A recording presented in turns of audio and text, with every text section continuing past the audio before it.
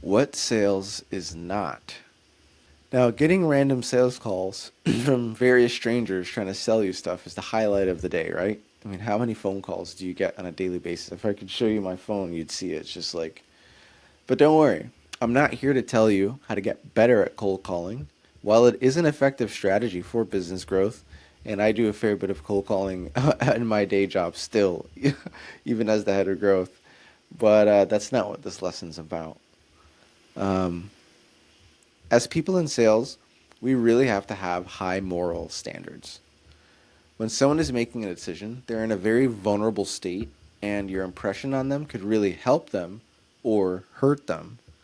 And I'm sure I'm not the only one who's been sold something that I didn't even want or didn't need. And just to get out of an uncomfortable situation with a salesperson, you just say yes and just move on, right?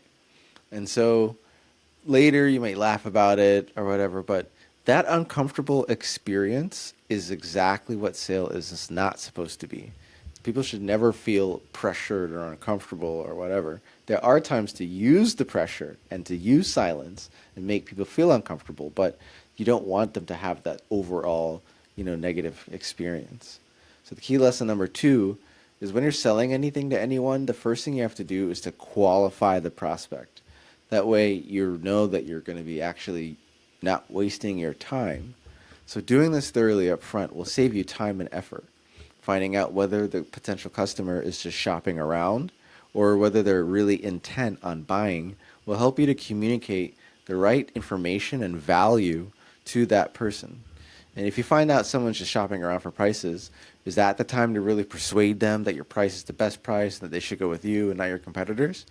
Or should you explain the value and reason behind your price, explain how your features compare with your competitors so that that customer can make that best decision? Which one do you think would be more effective? So even though you may not end up getting every single sale, helping people make decisions is really rewarding. And you'll be surprised how many people will come back to you again and again to either buy from you or refer friends or family members to you because of how good you made them feel in that experience.